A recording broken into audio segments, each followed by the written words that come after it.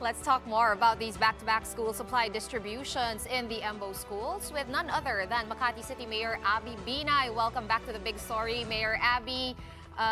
Given that the Embos are now officially part of Taguig City, what made you decide to distribute school supplies in these schools today?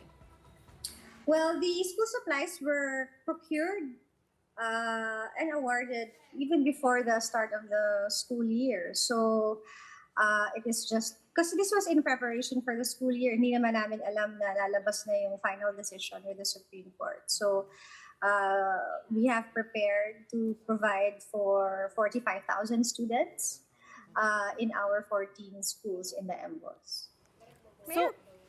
So, Mayor, clarify ko lang, you had prepared the school packs before the decision was announced. Pero does that mean this is a one-off? This is the last time you're going to do it, or you're going to keep doing it next year? Well, chances are this might be the last since I will no longer be able to enter into contracts that involve non-Makati residents since the city is using taxpayers' money from Makati. So, if using the argument that the residents in the Embos are no longer residents of Makati, then this might be my parting gift, the parting gift of the taxpayers of Makati to the students in the Embo schools. All right, Mayor Abby, we just heard that of course, you have been outspoken about this, that 3 of these 14 schools you want to keep under your jurisdiction. These are Makati Science High School, Fort Bonifacio Elementary, and High School. Where are we at in this? And do you think you're going to get your wish? Well, first of all, the schools are owned by the city. So, yun yung sinasabi namin that, well, every city is mandated to establish a science high school. So, the Makati Science High School is necessary in compliance with the mandate to establish a science high school per city. So, we are very confident that we will be able to keep. When we say keep it in Makati, meaning keep it under DepEd Makati. So it will be retained under DepEd Makati. We will be presenting our position with the Office of the Secretary of DepEd to explain our position on why we do not intend to include the 3 schools for lease to the city of Taguig. Yes, Mayor, what about the other 2? Why keep them? I understand the reasoning behind the Makati Science High School, but what about the Fort Bonifacio Elementary and Fort Bonifacio High School? Both the schools are actually contiguous to the University of Makati. So if you look at the location, it is Fort Bonifacio High School is right beside the University of Makati. So our plan is to make it into a complete university because as it is now, the University of Makati only provides senior high school and college. So we will now have a complete set from elementary school until college. So they will now be under the umbrella of the University of Makati. So that's the reason why we want to keep the 2 schools. All right, thanks Mayor for clearing Binay, that up.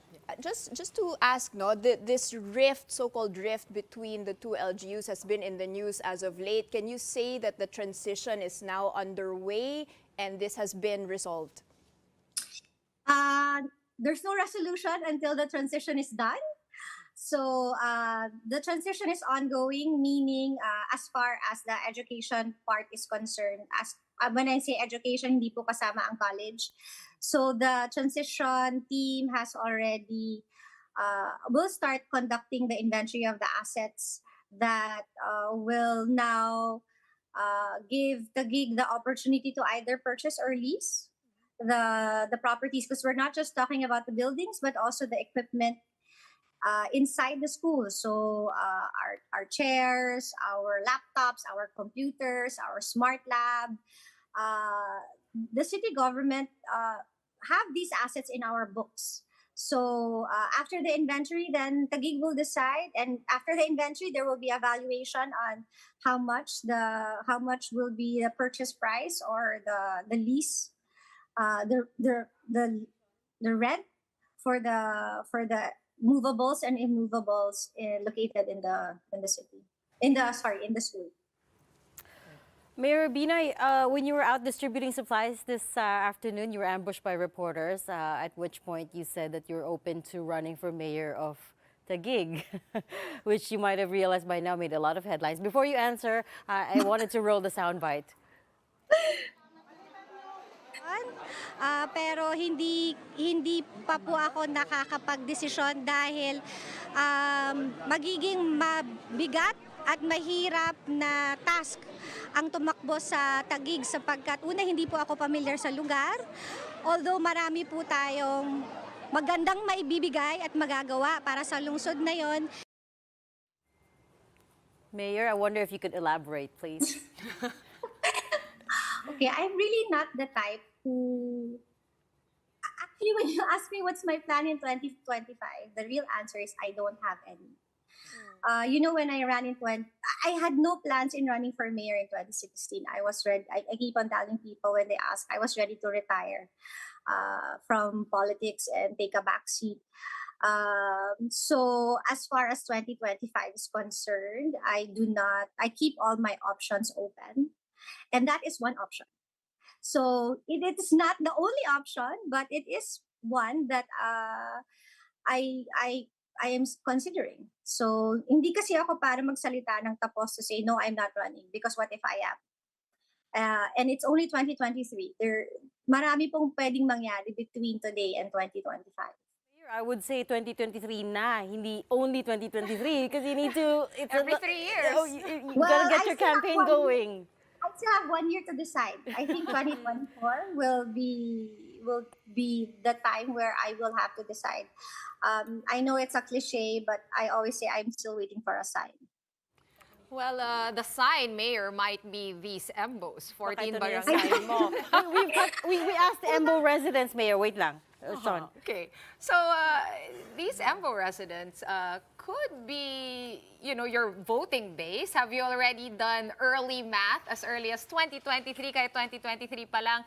In 1 year, of course, you're calculating the population of the Embos versus that of Taguig. How is that looking?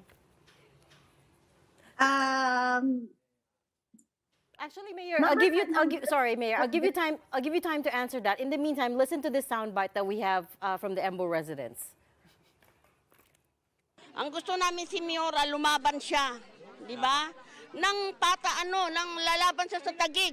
Tingnan natin na pagka-mayor, tingnan natin kung sino mananalo. Sa ngayon pa lang po, sir, taga-Taguig mismo ang nagsasabi na inuna pa daw ni Cayetano magbigay dito sa Makati ng mga gamit. Pero sila doon mismo sa Taguig, hindi binigyan ng gamit.